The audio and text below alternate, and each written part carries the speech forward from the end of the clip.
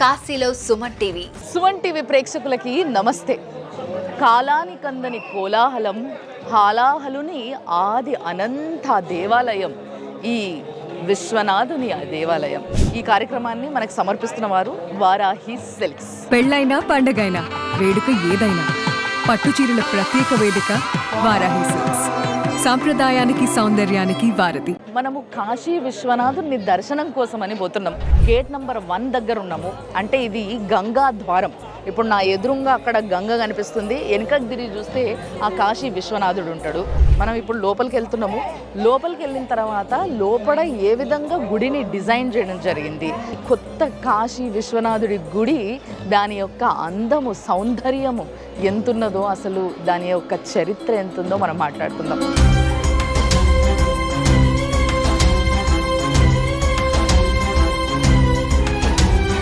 Gate number 1 ద్వారం చూడండి ఎంత పెద్ద ఉందో. ఒక్కసారి ఆ స్ట్రక్చర్ చూడండి, ఆ ఆర్కిటెక్చర్ చూడండి. చాలా సింప్లిఫై చేసి చాలా నీట్గా కట్టినరు. అదంతా కూడా రాళ్ళతోని చేసిన కన్స్ట్రక్షన్. అసలు ఈ ద్వారాలు చూసారా మీరు ఎంత పొడవు ఉన్నాయో అసలు. సో ఇట్లా 4 ద్వారాలు ఈ గుడికి 4 వైపులా ఉన్నాయి. ఆ 4 ద్వారాల నుంచి కూడా భక్తులందరూ లోపలికి వచ్చి దర్శనం చేసుకుంటూ ఉంటారు. Namah Shivaya, Om Namah Shivaya, Om Namah Shivaya, Om Namah Shivaya. Nagendra Haraya Trilochanaya, Bhasmangaragaya Maheshwaraya, Nityaya Shuddhaya Digambaraya,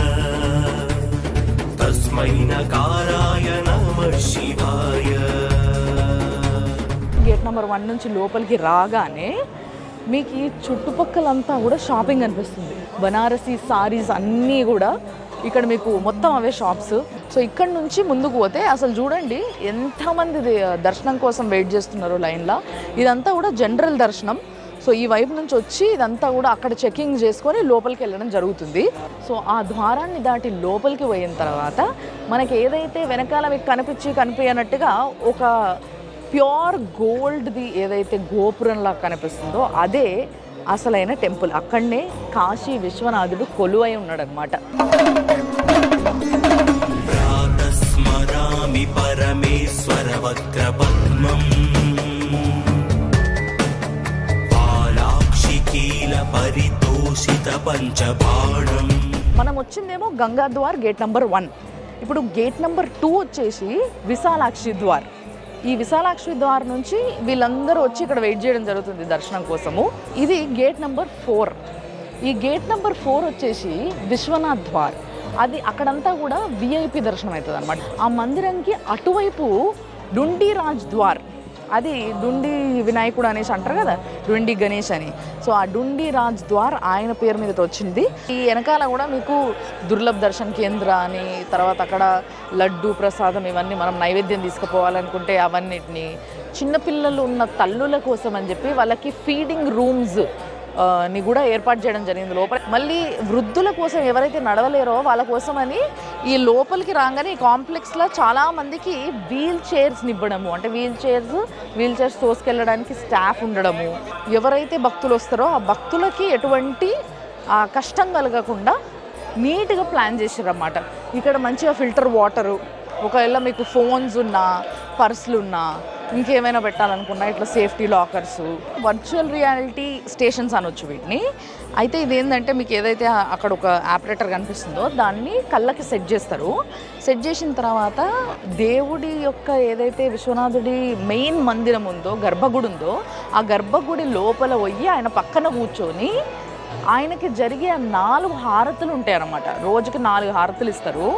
భోగ్ హారతి అని చెప్పేసి, శృంగార హారతి అని, శయన హారతి అని, ఇట్లా రకరకాల హారతులు ఇస్తారు కదా. దగ్గర కూర్చొని ఆ స్వామి పక్కన, అంటే జస్ట్ ఇట్లా ఇమీడియట్గా ముందు కూర్చొని అది చూసే మహాభాగ్యం కలిగిస్తారనమాట.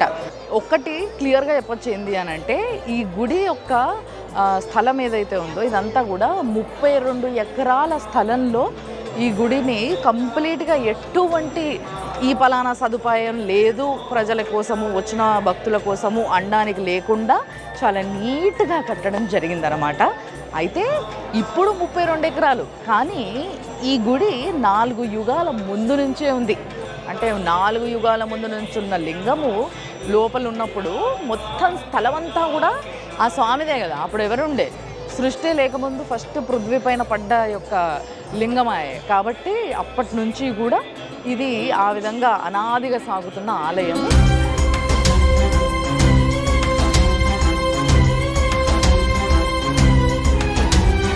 చాలామందికి లోపల కాశీ విశ్వనాథుడు తప్పితే అసలు అటు ఇటు అన్ని లింగాలు ఉంటాయి అన్న విషయం తెలుసు, బట్ మిగతా విషయాలు తెలియదు. నేను ఒక్కసారి క్లియర్గా చెప్తా, ఒకసారి చూడండి.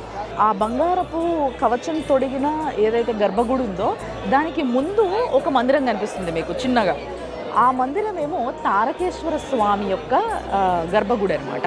దాని తర్వాత మీకు వెనకాల కనిపిస్తుంది కదా గోల్డ్ కలర్ది మెయిన్ గర్భగుడి, మొత్తం బంగారం కవచం తొడిగిచ్చింది. అది కాశీ విశ్వనాథుడి యొక్క ఆలయం అన్నట్టు, గర్భగుడి. ముదురు గోధుమ రంగులా ఉంటది ఆ స్వామి యొక్క లింగం. మొన్నీ మధ్యనే ఈ విశ్వనాథ స్వామి కంట మన సౌత్ ఇండియా నుంచి ఒక భక్తుడు వచ్చి 60 కేజీల బంగారము హుండీలేయడం జరిగిందంట. మరి ఆ స్వామికి ఆ హుండీలేసిన 60 కేజీల బంగారంతో ఆ గుడి గోపురం పైన కనిపిస్తుంది కదా, అట్లా ఆ విధంగా పైనంతా గుడికి గోపురానికి కవచం కింద మార్చారు.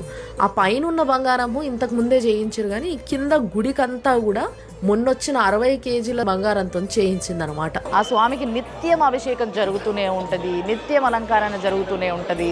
ఆ స్వామికి రోజులో 4 సార్లు హారతి ఇవ్వడం జరుగుతుంది. శృంగార హారతి అని చెప్పి, శయన హారతి అని చెప్పి, మధ్యాహ్నం పూట భోగ్ హారతి, ఇలాంటివి 4 హారతులు ఆ స్వామికి ఇవ్వడం జరుగుతుంది. ఆ మధ్యలో వెనకాల ఇంకొక గోపురం ఉంది.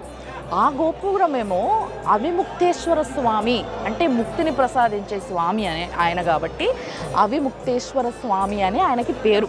ఆ మెయిన్ టెంపుల్కి ఇటువైపుగా చూస్తే అన్నపూర్ణాదేవి, దాని తర్వాత లక్ష్మీ విష్ణుమూర్తి, అంటే విష్ణుమూర్తి లోపల ఉన్నాడు, లక్ష్మీదేవి లోపలుంది, తర్వాత వినాయకుడు లోపలున్నాడు, దాని తర్వాత అన్నపూర్ణాదేవి లోపలుంది, హనుమంతుడు కూడా లోపల మనకి కొలువై ఉన్నాడు అనమాట. సో ఈ చుట్టూ కూడా ఆ అమ్మవార్లు, ఆ దేవుళ్ళందరూ కూడా కొలువై ఉండి మనకి దర్శనం ఇస్తూ ఉంటారనమాట.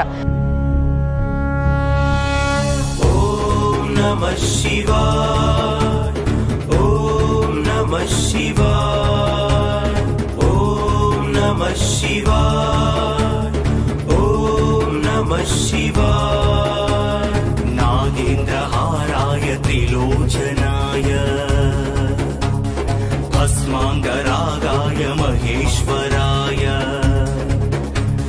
నిత్యాయ శుద్ధాయ దిగంబరాయ, తస్మై నకారాయ నమః శివాయ. ఇప్పుడు మనము ఏ గుడికి వెళ్ళినా కానీ లింగాన్ని తగిలి ముట్టుకొని తల ఆనించి మొక్కుకుంటాం, అది తెలుసు కదా మీకు.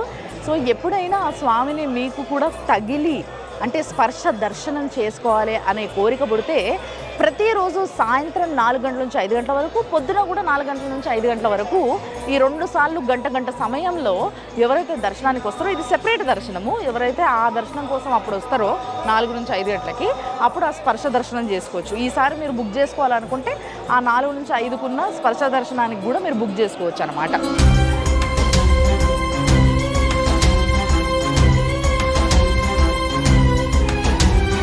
బట్ ఎప్పుడైతే మనము ఆ గుళ్ళ నుంచి, మెయిన్ టెంపుల్ నుంచి బయటకు వస్తామో అప్పుడు మాత్రం ఈ చుట్టూ ఉన్న ఈ తారకేశ్వర స్వామి దగ్గర ఉన్న లింగాలు ఏవైతే ఉన్నాయో ఆ లింగాలకు మాత్రం కూర్చొని ఆరాంసే మంచిగా అభిషేకం చేసుకునే అవకాశం మాత్రం మీకు దక్కుతుంది అనమాట. అది ఈ గుడికి సంబంధించిన పూజా విధానాలు, పూజా సమయాలు, ఆయనకిచ్చే హారతి సమయాలు. ఒకవేళ ఆ హారతిని చూడాలనుకుంటే కూడా 4 హారతులు మీరు వర్చువల్ రియాలిటీ దీంట్లో కూడా చూడొచ్చు. శివాయ గౌరీ వదనారవింద, సూర్యాయ దక్ష త్వరనాశకాయ, శ్రీనీలకాంతాయ వృషధ్వజాయ, తస్మై సికారాయ నమః శివాయ.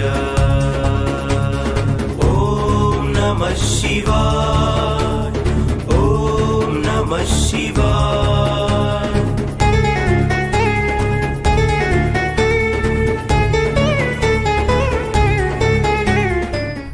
దినోత్సవాన్ని మనకు సమర్పిస్తున్న వారు వారాహి సిల్క్స్. చూస్తూనే ఉండండి సుమన్ టీవీ. కాశీలో Suman TV sponsored by Varahi silks.